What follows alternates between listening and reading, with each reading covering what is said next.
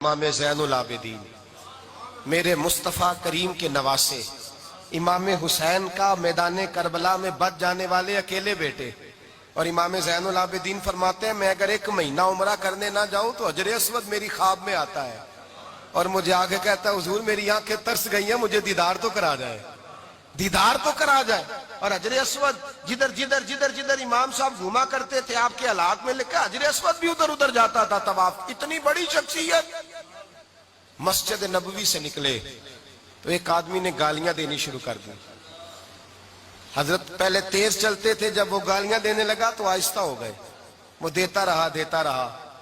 جب آپ کا گھر آ گیا تو آپ فرمانے لگے بھائی میرا مکان آ گیا ہے، کوئی بات اور کرنی ہو تو کر لے، میرے بچوں نے سن لیا تو تجھ سے ناراض ہوں گے۔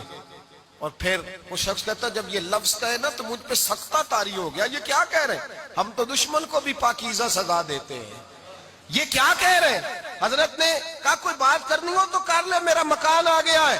وہ کہتا میں اس بات پہ سختے میں تھا۔ تھوڑی دیر گزری تو فرمانے لگے بھائی ابھی تو نے میرے وہ عیب بیان کی ہیں جن کا تجھے پتا تھا، میرے اندر تو اور بڑیاں کوتاہیاں پائی جاتی ہیں، اور بڑیاں کمیاں، بڑی پتہ سارا ہے سردار نو کیتیاں دا من نانم کے من دانم، تجھے کیا پتا میرے تو بڑے عیب چھپے ہوئے ہیں۔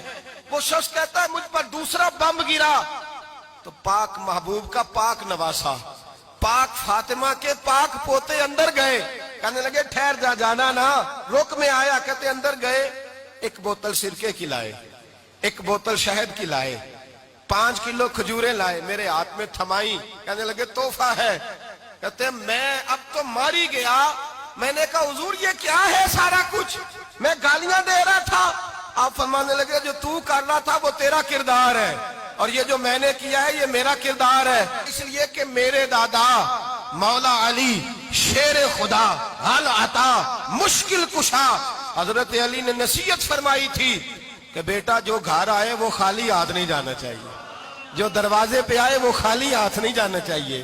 حضرت پیچھے پلٹے تو وہ پیروں میں بیٹھ گیا، کہنے لگا حضور میں نے حسین کو نہیں دیکھا، میں نے علی فاطمہ کو نہیں دیکھا، میں نے مصطفیٰ کو نہیں دیکھا، پر آپ کو دیکھ کے لگتا ہے کہ ان کے اخلاق کتنے اعلیٰ ہوں گے، کتنے اعلیٰ ہوں گے۔ میں لعنت بھیجتا ہوں اس پر جس نے مجھے کہا تھا کہ زین العابدین کو برا کہو، کائنات میں اگر قصیدے پڑھنے چاہیے تو مصطفیٰ کی آل کے پڑھنے چاہیے، اگر تعریف کرنی چاہیے تو رسول اللہ کی آل کی کرنی۔ تیری نسل پاک میں ہے بچہ بچہ نور کا، تیری نسل پاک میں ہے بچہ بچہ نور کا، تو ہے نے نور تیرا سب گھرانہ نور کا۔ فرمایا آپ تو تعریف کے، تو بھائی یاد رکھیں آپ بدلہ لے کے عزت نہیں کرا سکتے، عزت تو معافی میں ہے، معافی میں عزت